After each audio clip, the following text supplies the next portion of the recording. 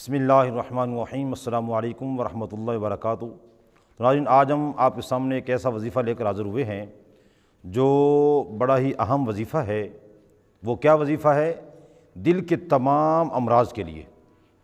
तो तकरीबन आज देखा जाए तो बहुत सारे लोग जो हैं वो दिल के अमराज़ के अंदर मुब्तला हैं।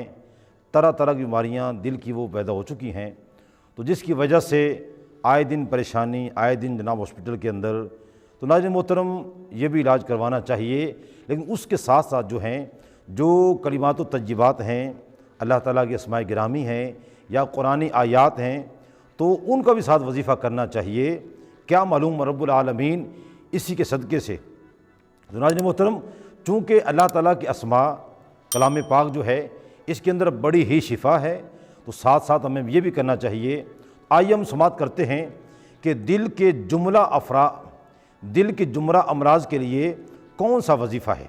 तो नाज़रीन मोहतरम, आपने करना क्या है, जो भी शख्स दिल के मर्ज़ के अंदर मुब्तला है, चाहे कोई भी मर्ज़ हो, तो दिन के किसी भी वक़्त 111 मरतबा आपने पढ़ना है सुबहानल्लाह व बिहम्दिही।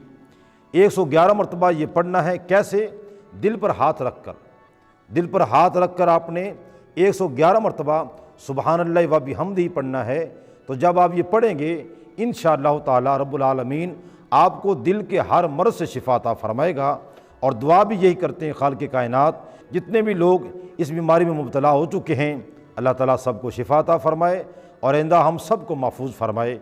आमीन सुम्मा आमीन। अगर आपको हमारी वीडियो पसंद आई है तो हमारे चैनल को सब्सक्राइब करें, बेल आइकन को ज़रूर प्रेस करें, ताकि हमारी हर आने वाली नई वीडियो जो है आप तक बआसानी पहुँच सके और आप उससे इस्तिफ़ादा हासिल कर सकें।